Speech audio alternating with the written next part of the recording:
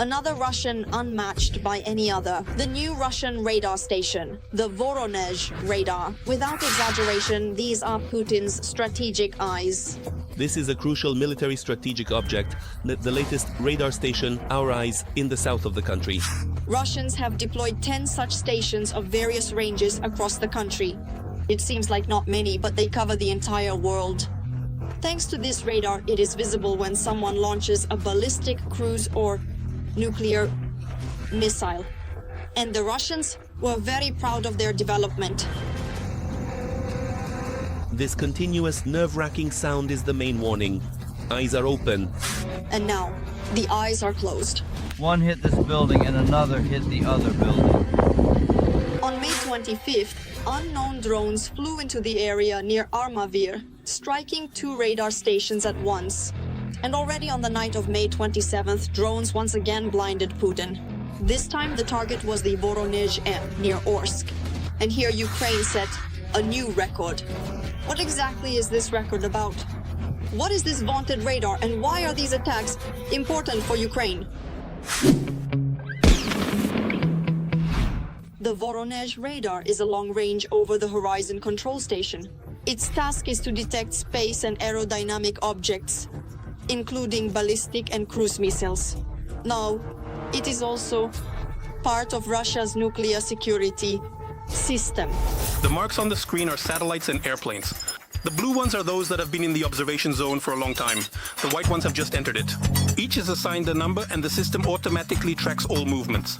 But these are peaceful objects. A combat missile will be marked in red. The computer will immediately calculate the trajectory and determine the launch point and final target.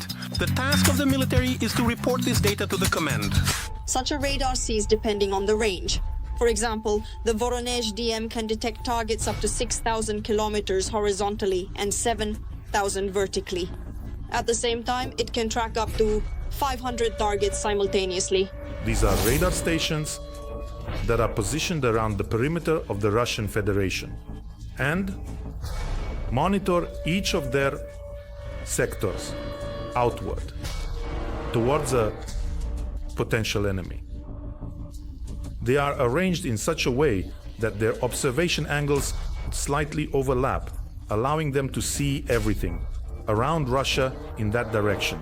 In theory, they should be able to detect and track a launched ballistic or cruise missile. From about 6,000 kilometers away, relay the information to the command center, where a decision on how to respond will be made.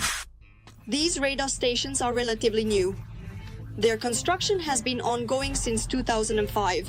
The Kremlin expected them to replace the outdated Daryl and Dnieper stations. Each radar station cost the Russian budget 1.5 billion rubles, all just to please the bunker man.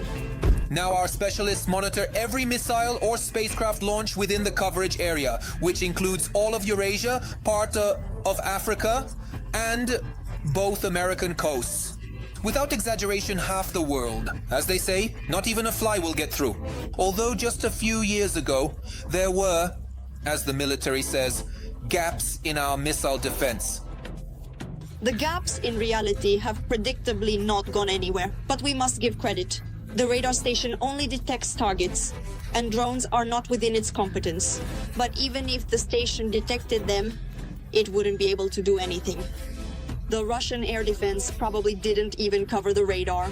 The first breach was near Armavir in the Krasnodar region.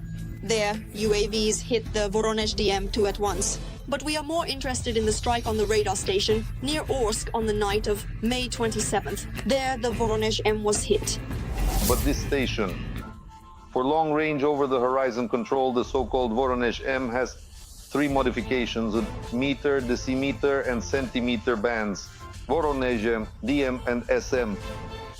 This one specifically in the meter band is for long range, meaning the meter band is tasked with range and it could see up to 6,000 kilometers. But this target is interesting not even because of the different band. To hit Voronezh, the drone flew 1,800 kilometers. Such a distance has not been covered by drones before. And at such a range, the Russians have all the most interesting things. That is the task we have been discussing.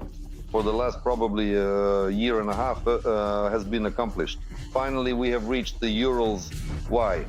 Because at this range, up to 2,000 kilometers, especially in the Urals, are the main military factories of the Russians, which produce equipment, ammunition, prepare personnel, and so on. But let's return to the target that was hit. Which specific drone flew over to Orsk is unknown.